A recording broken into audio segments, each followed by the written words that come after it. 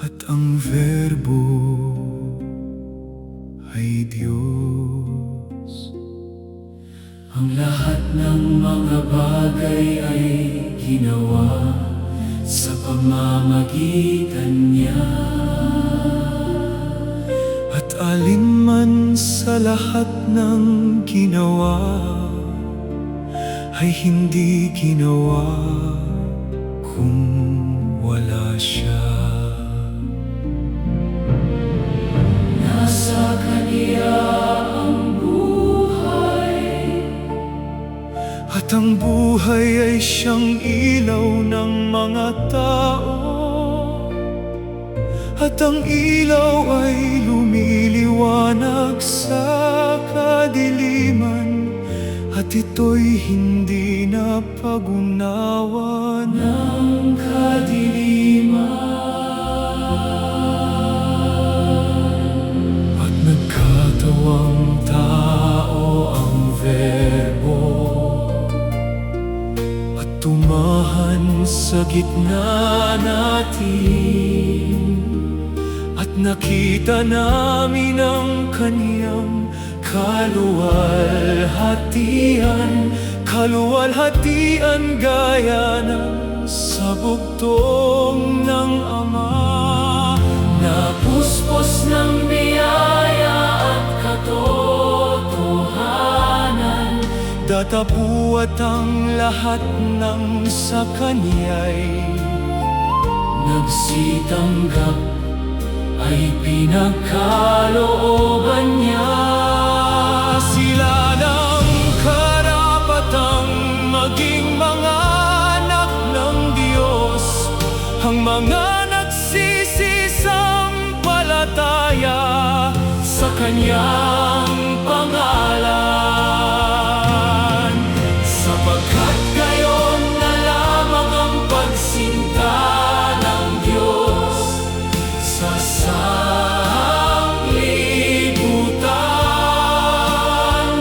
na ibinigay niya ang Kaniyang bugtong na anak, upang ang sino mang sa Kaniya'y sumampalataya ay huwag mapahamak, kundi magkaroon ng buhay na walang hanggan. Hindi sinugo ng Diyos ang anak upang hatulan, kundi upang ang sanglibutan ay maligtas. Narito ang Kordero ng Diyos na nag-aalis ng kasalanan ng sanglibutan. At nagpatotoo si Juan na nagsasabi, nakita ko ang Espiritu na bumababang tulad sa isang kalapati na buhat sa langit, at dumapo sa Kaniya.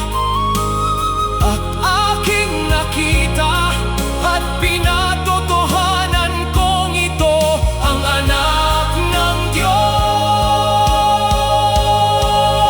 Sapagkat gayon na lamang ang pagsinta ng Diyos sa sanglibutan, na ibinigay niya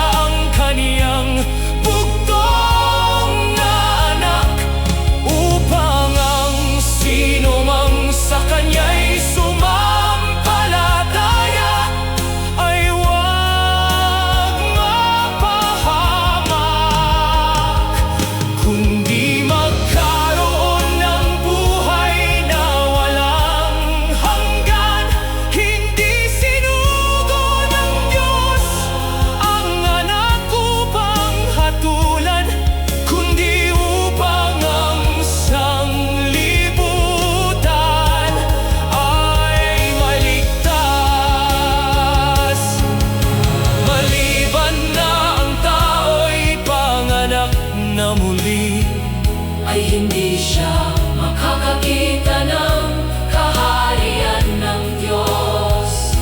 Maliban ng tao'y ipanganak ng tubig at ng Espiritu, Ay hindi siya makapapasok sa kaharian ng Diyos. at kung paanong itinaas ni Moises sa ilangang ahas, ay gayon kinakailangang itaas ang anak ng tao.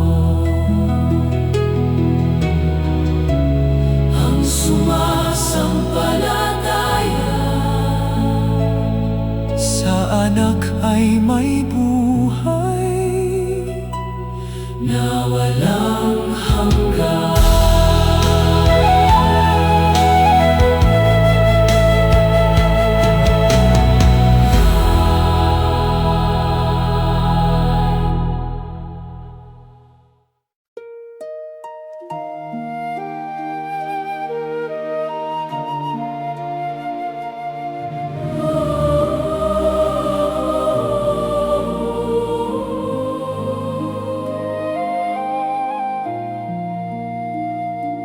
Datapuat ang sinumang umiinom ng tubig na sa kanya'y aking ibibigay, ay hindi mauuhaw magpakailanman.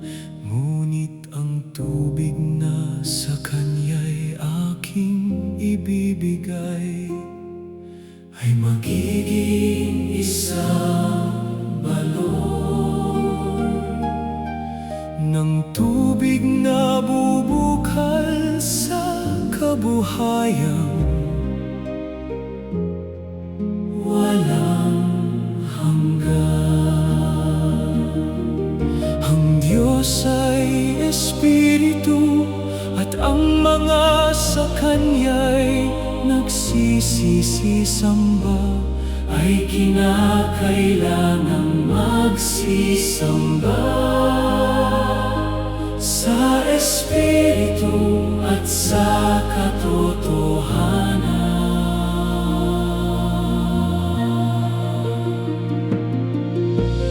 Datapo at dumarating ang oras, at ngayon nga nasasambahin ng mga tunay na mananamba ang Ama sa Espiritu at katotohanan. sapagkat hinahanap ng Ama ang mga gayon na maging mananamba Sa Kaniya,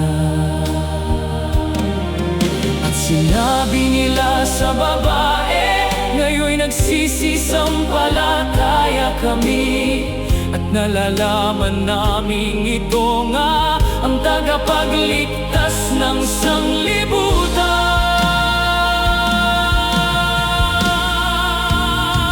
sa kanila'y sinabi ni Jesus, Ako ang tinapay ng kabuhayan. Ang lumalapit sa akin ay hindi magugutom, at ang sumasampalataya sa akin kailan may hindi mauuhaw. Ako ang tinapay na buhay, na bumabang galing sa langit. Kung ang sino man ay kumain ng tinapay na ito, siya'y mabubuhay magpakailanman.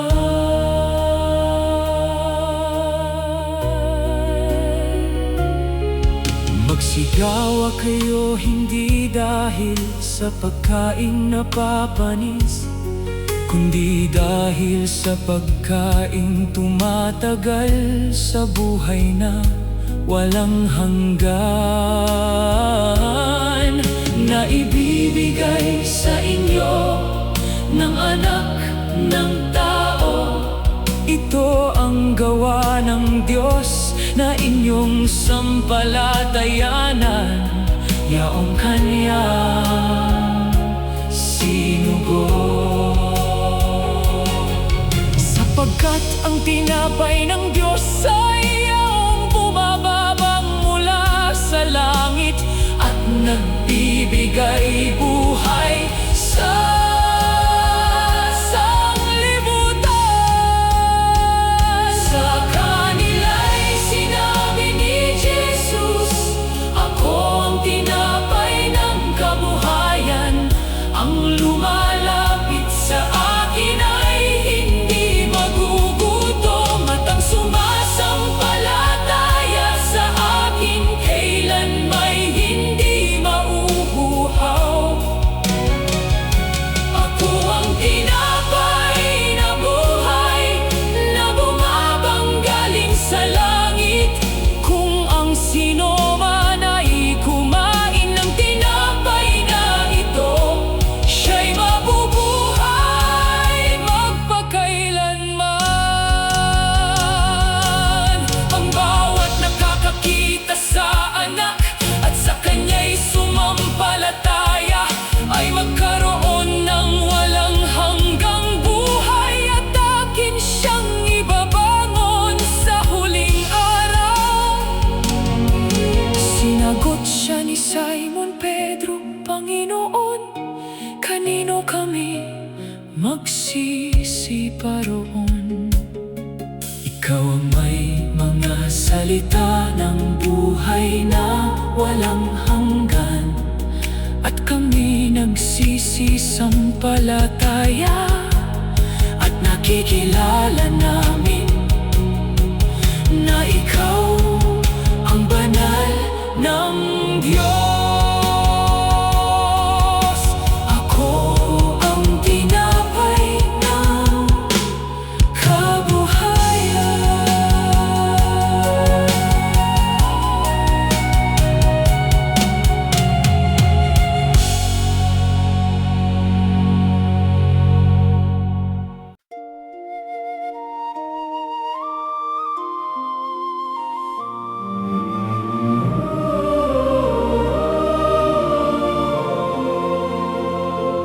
At sinabi ni Jesus, ako man ay hindi rin hahatol sa'yo. Humayo ka ng iyong lakad, mula ngayon huwag ka nang magkasala. Muli ngang nagsalita sa kanila si Jesus na sinasabi, ako ang ilaw ng sanglibutan. Ang sumusunod sa akin ay hindi lalakad sa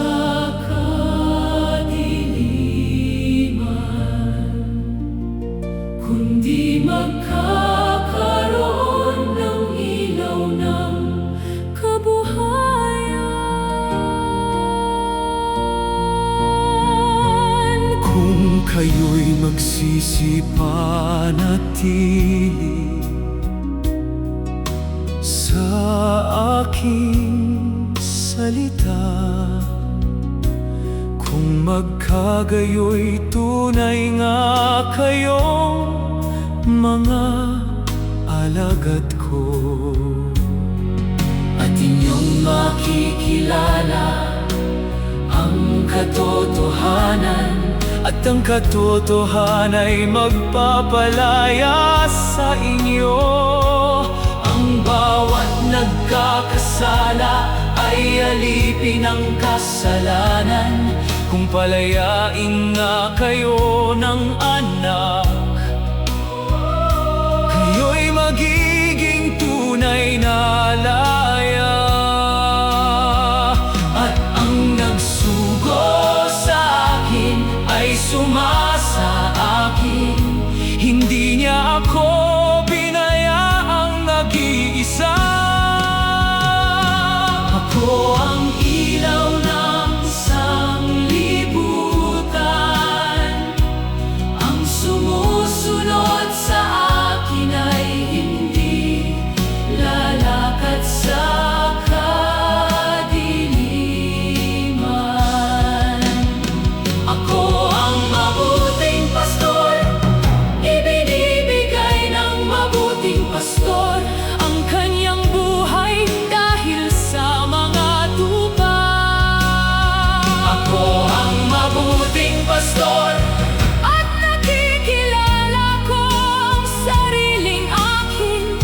ang sariling akin ay nakikilala ko.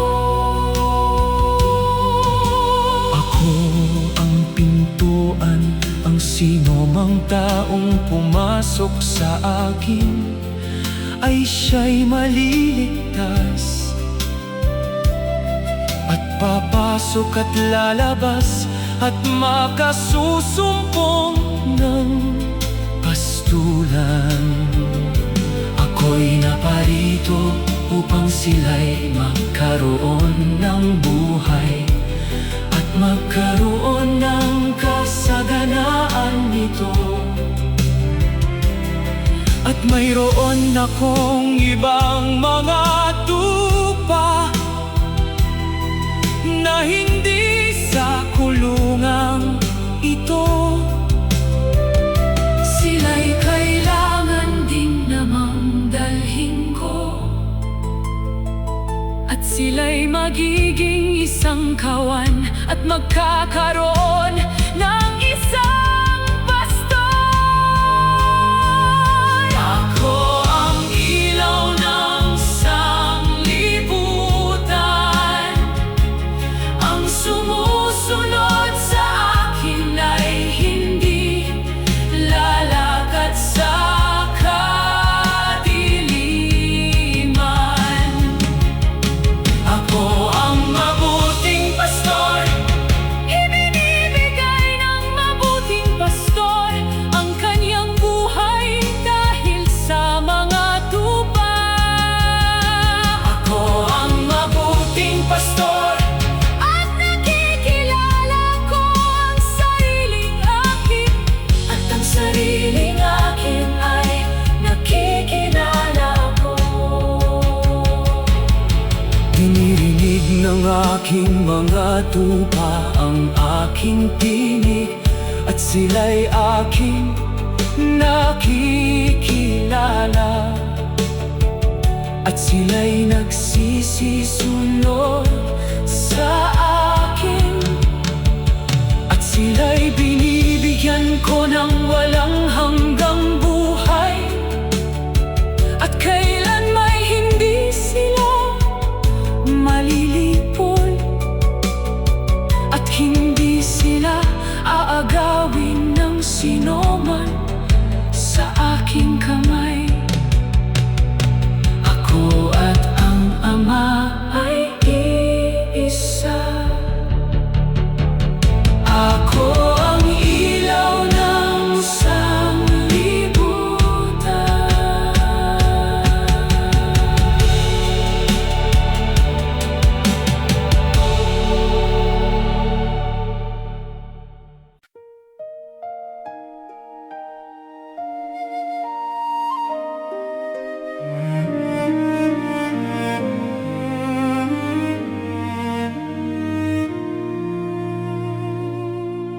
Sinabi sa kanya ni Jesus, magbabangon uli ang iyong kapatid.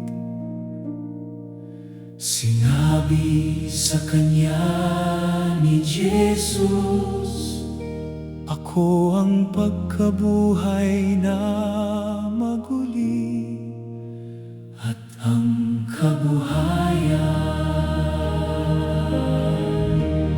Ang sumasampalataya sa akin, bagamat siya'y mamatay, gayon may mabubuhay siya.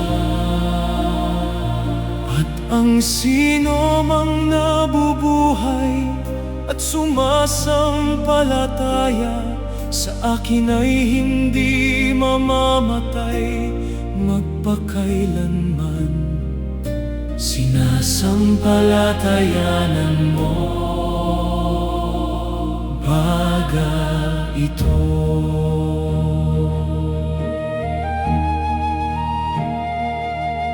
Sinabi niya sa kanya, oo, Panginoon, sumasampalataya ako, na ikaw ang Kristo, ang anak ng Diyos.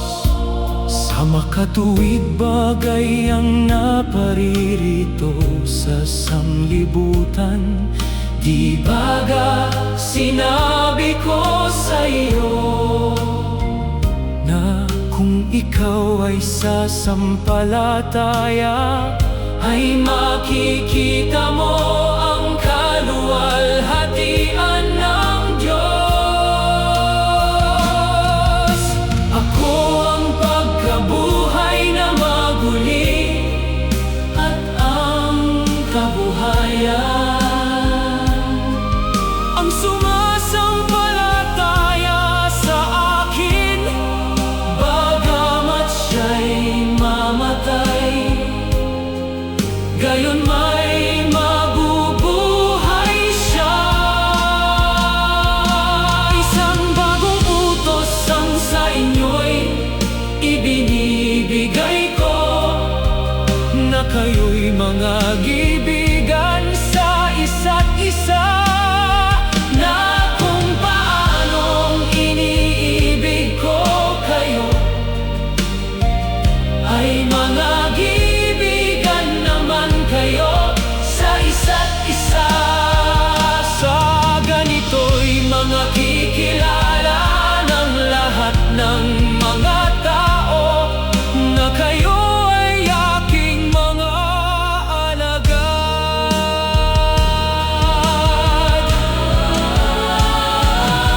At nang masabi niya ang gayon, ay sumigaw siya ng malakas na tinig, Lazaro, lumabas ka. Siya na patay ay lumabas, na natatalian ang mga kamay at mga paa ng mga kayong pang-ibig. Sinabi sa kanila ni Jesus, siya'y inyong kalagan, at bayaan ninyo siyang yumaon. Marami nga sa mga Judio ang nakakita ng ginawa niya, ay nagsisampalataya sa Kanya. Ako ang pagkabuhay na maguli at ang kabuhayan. Ang sumasampalataya sa akin, bagamat siya'y mamatay, gayon may mabubuhay siya. Isang bagong utos ang sa inyo'y ibinibigay ko, na kayo'y mga gibigan sa isa't isa, na kung paanong iniibig ko kayo, ay mga gibigan naman kayo sa isa't isa. Sa ganito'y mga kikilala ng lahat ng mga tao, na kayo ay aking mga alagad.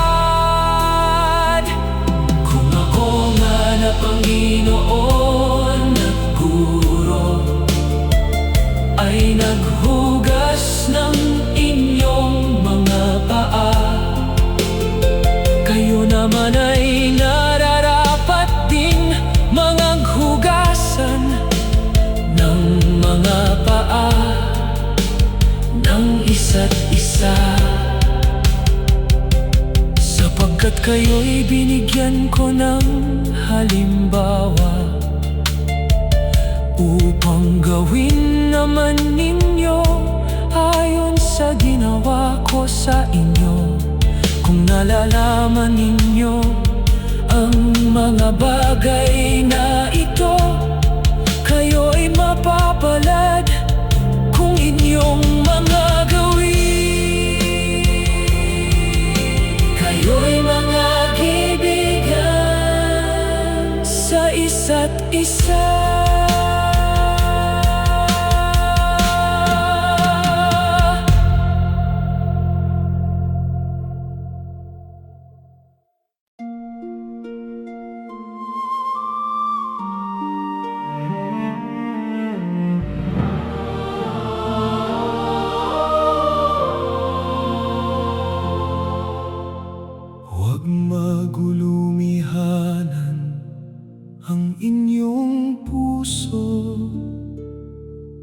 magsisampalataya kayo sa Diyos.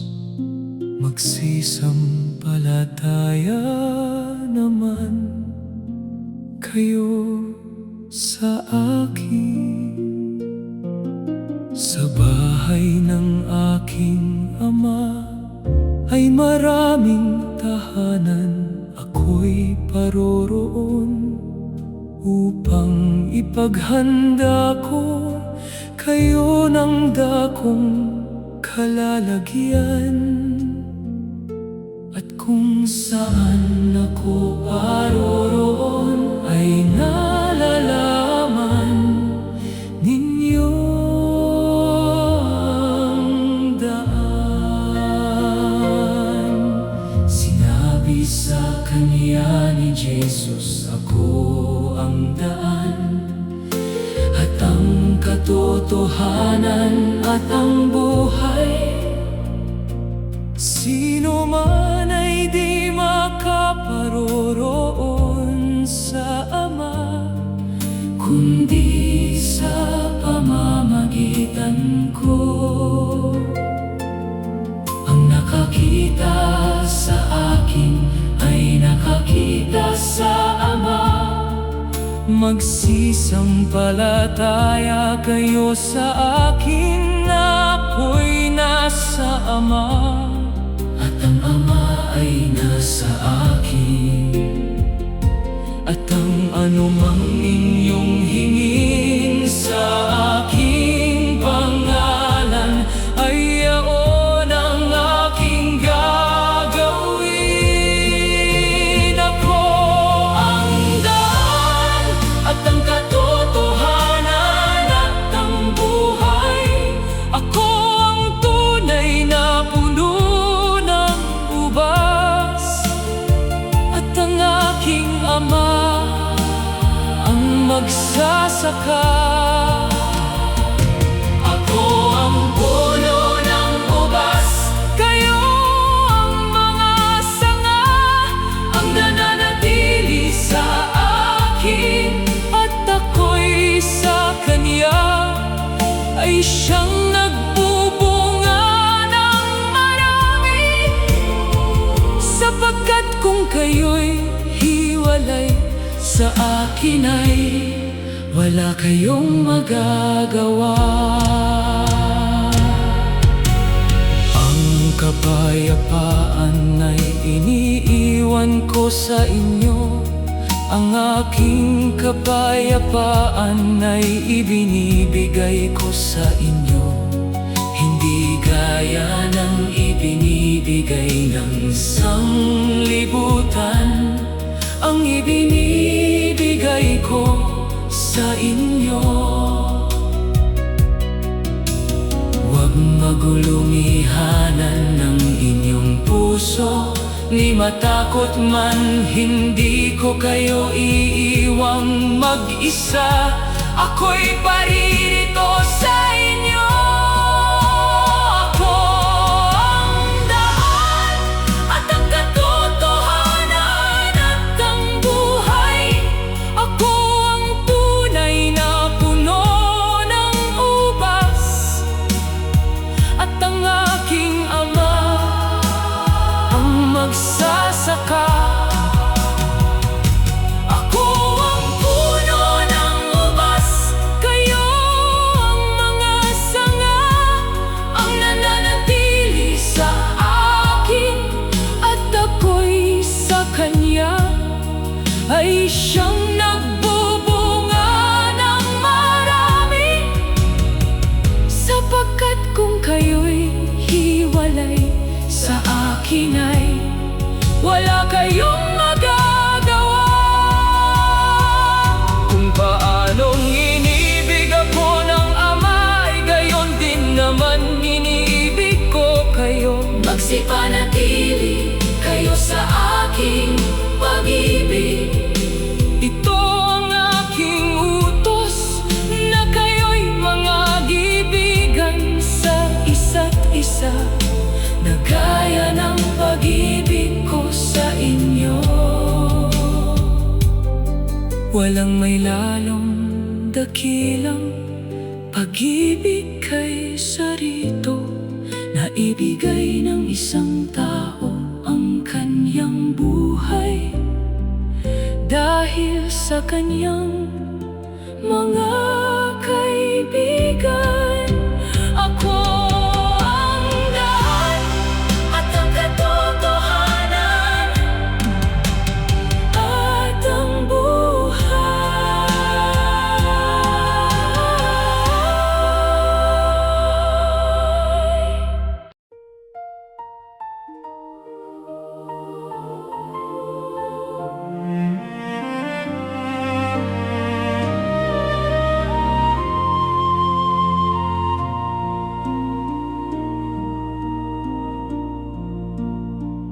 Nang unang araw nga ng sanglinggo ay naparoong maaga sa libingan si Maria Magdalena.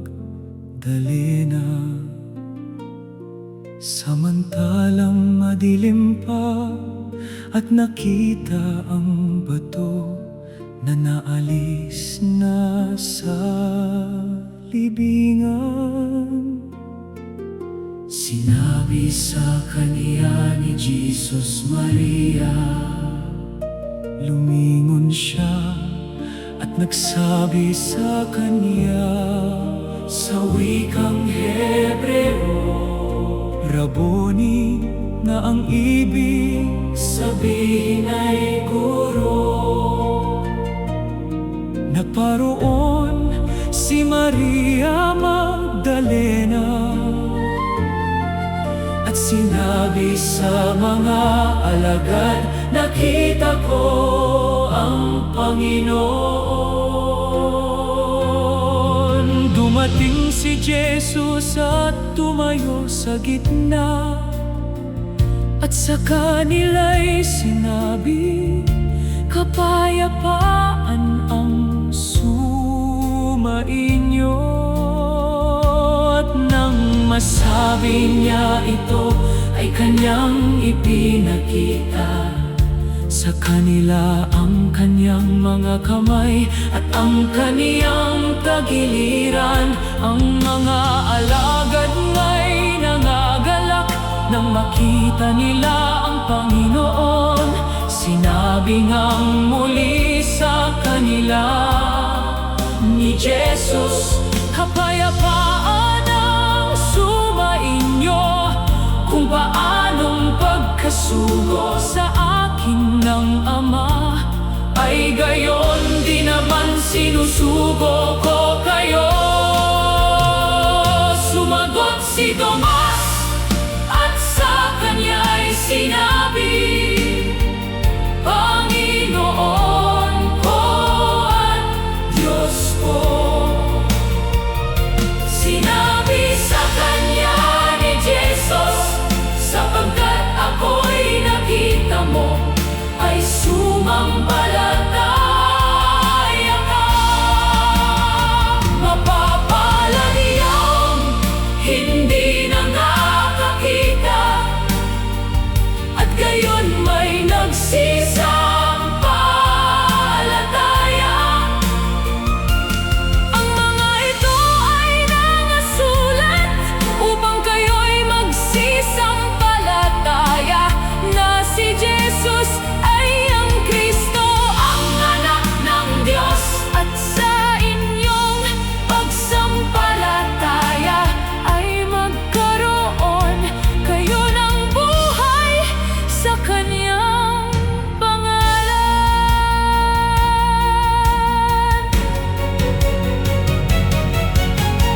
Ngunit nang nagbubukang liwayway na, si Jesus ay tumayo sa baybayin at kaniyang sinabi sa kanila, ihulog ninyo ang lambat sa dakong kanan ng daong at makakasumpong kayo. Inihulog nga nila at hindi na nila mahila dahil sa karamihan